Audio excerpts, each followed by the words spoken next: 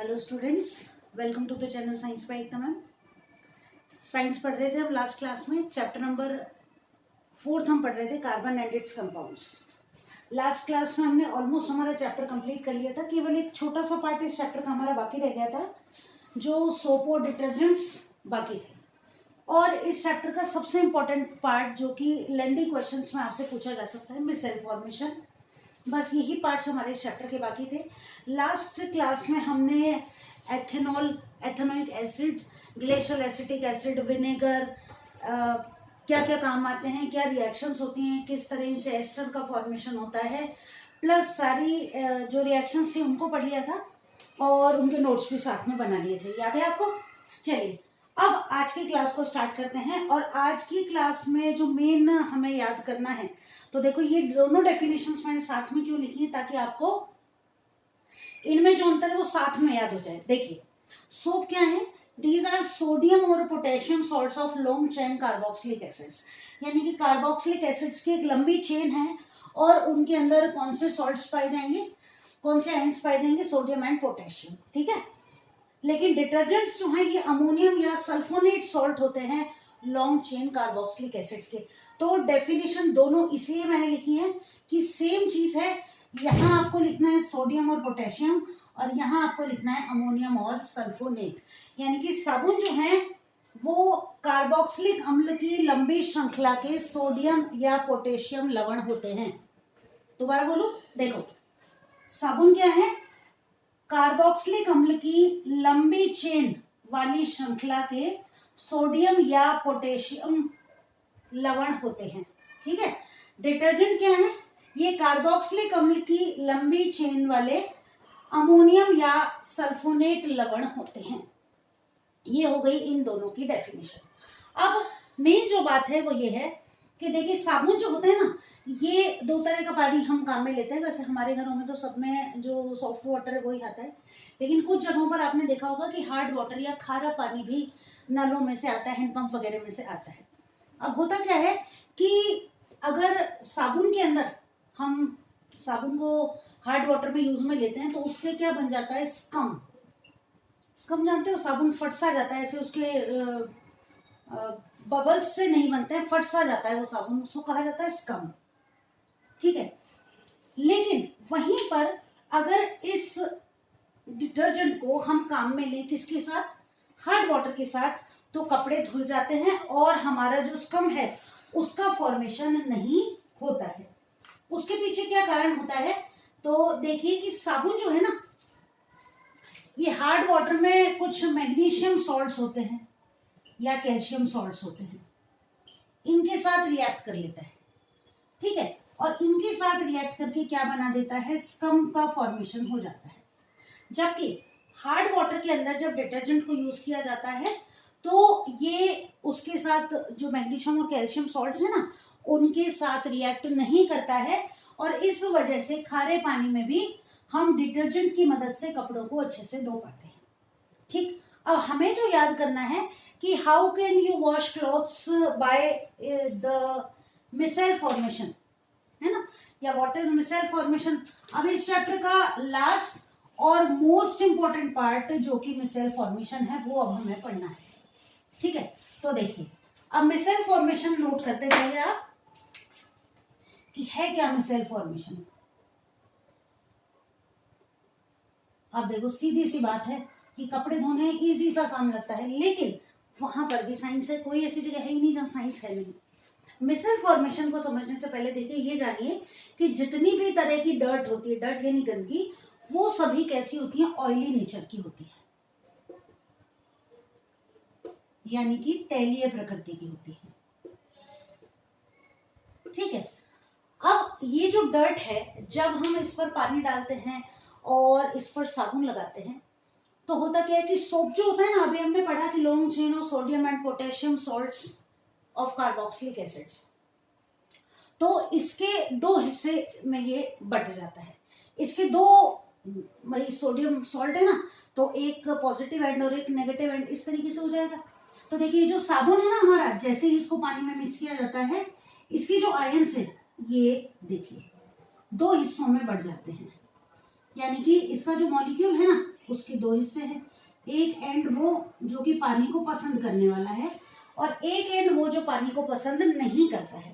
ठीक है, ये जो एंड है ये किसकी तरफ रहेगा, this will be towards dirt and this is known as hydrophobic end. देखिए अभी बताती हूँ दोबारा, देखिए ठीक है, ये डर्ट की तरफ रहेगा, ये वाला एंड जो है ये it will be towards water and it will be known as hydrophilic and.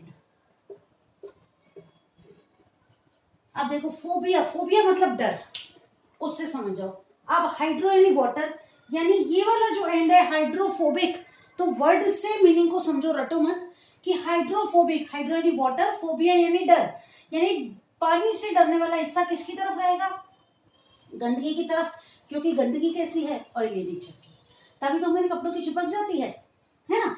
Hydrophilic, philic का मतलब होता है पसंद करने वाला, हाइड्रो यानी वाटर को, तो ये हिस्सा सिरा किस तरफ रहेगा, पानी की तरफ रहेगा। अब जैसे ही हम डर्ट के ऊपर किसको लगाते हैं, साबुन को लगाते हैं, तो मान लीजिए ये डर्ट है, ये सरफेस है कपड़े की, ये डर्ट है जो इसका ऑयली नेचर है। ठीक, तो आकर ये जो साबुन के मॉलिक्यूल्स है ना, ये आकर इसके चारों तरफ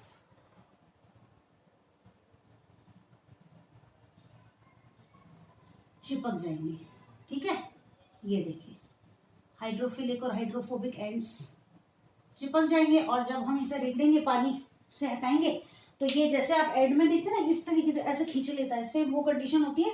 और इस तरह ये हाइड्रोफिलिक और हाइड्रोफोबिक एंड्स मिलकर क्या करते हैं, इस डर्ट को खींच कर ले जाते हैं। अब ये जो डर्ट मॉलिक्यूल्स है, इनके चारों तरफ ये जो हाइड्रोफिलिक और हाइड्रोफोबिक एंड्स हैं, ये किस तरह व्यवस्थित रहते हैं वो देखिए।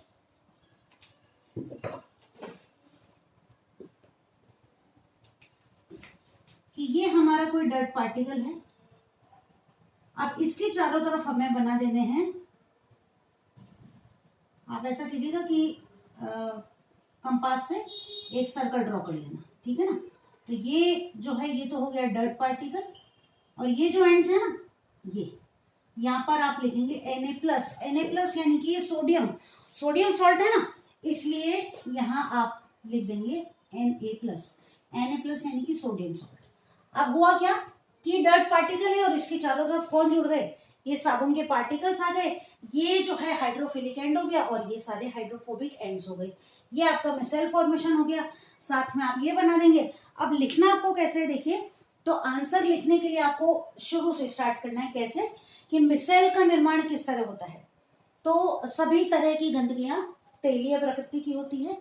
जब साबुन का प्रयोग किया जाता है, तो चूंकि साबुन क्या है, लंबी चेन वाले कार्बोक्सिलिक अम्ल के सोडियम या पोटेशियम लवण होते हैं, ये इस तेलीय प्रकृति की गंदगी के चारों तरफ एक निश्चित क्रम में व्यवस्थित हो जाते हैं। हिंदी में बोल रही हूँ मैं ताकि आप लोग समझ सकें, निश्चित क्रम में व्यवस्थित हो जाते हैं।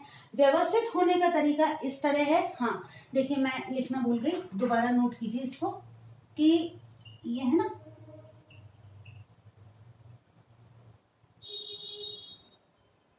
ये देखिए ये कैसा एंड था, हाइड्रोफोबिक एंड,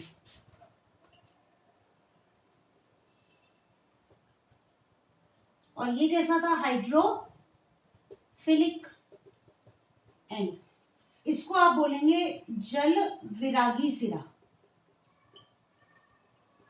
और इसको आप बोलेंगे जल रागी सिरा।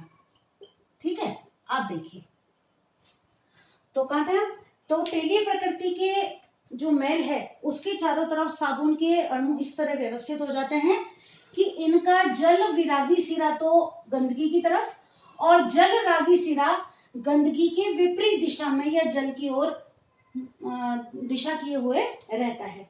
जब हम इस तरह से व्यवस्थित हो जाते हैं और साबुन के जो अणु हैं ये इकट्ठे होकर, इनको जब हम पानी डालते हैं और रगड़ते हैं, तो इस तरह ये गंदगी को लेकर अलग हो जाते हैं, और इस तरह साबुन की मदद से हम कपड़े धो पाते हैं। ये हो गया आपका मिसल फॉर्मेशन और how are clothes washed by the help of soap. कैसे भी एग्जाम में आपसे पूछा जा सकता है, इंपॉर्टेंट टॉपिक है चैप्टर का, इसलिए अच्छे से इसको पढ़ना जरूरी है। डिटर्जेंट आपको बता ही दिया मैंने, डिटर्जेंट जो है ये हार्ड वाटर में भी काम करते हैं, क्योंकि ये क्या नहीं बनाते हैं, स्कम का फॉर्मेशन नहीं करते हैं, किसके साथ? हार्ड वाटर के साथ, ठीक। और इनकी मदद से आसानी से हार्ड वाटर के अंदर भी आप क्या धो सकते हैं? कपड़ों को धो सकते हैं, बिल्कुल, ठीक है ना, क्योंकि अमोनियम और सल्फोनेट सॉल्ट्स होते हैं, हार्ड वाटर में आसानी से काम कर पाते हैं, ठीक है। साथ ही साथ ये जो डिटर्जेंट्स होते हैं इनका उपयोग शैम्पूज वगैरह बनाने के लिए भी किया जाता है, वॉशिंग सोडा वगैरह बनाने के लिए भी वो सर्फ वगैरह जो होते हैं उनमें होता है ये। चलो ठीक है, तो ये हो गया हमारा मिसर फॉर्मेशन चैप्टर, हमने कंप्लीट कर लिया। इम्पोर्टेंट चैप्टर है, इसलिए ये टॉपिक हमारा इम्पोर्टेंट था, इसको पढ़ना भी जरूरी था, इसलिए इसके लिए अलग से हमने क्लास बना ली, देखने फटाफट कंप्लीट हो जाएगी। तो ये चैप्टर तैयार हो गया हमारा। अब ये केमिस्ट्री वाला जो पार्ट था हमारा कंप्लीट हो चुका है।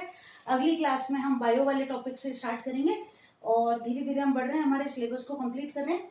और मैथ्स में भी हम चल रहे हैं, एक्सरसाइज 14.2 कर रहे हैं, जिसको अगली क्लास में हम कंप्लीट कर लेंगे। तो अच्छे से तैयारी करते रहिए, इसको अच्छे से याद कर लेना, एग्जाम के पॉइंट ऑफ व्यू से काफी इंपॉर्टेंट है। जल्दी मिलते हैं अगली क्लास में, बाय बाय।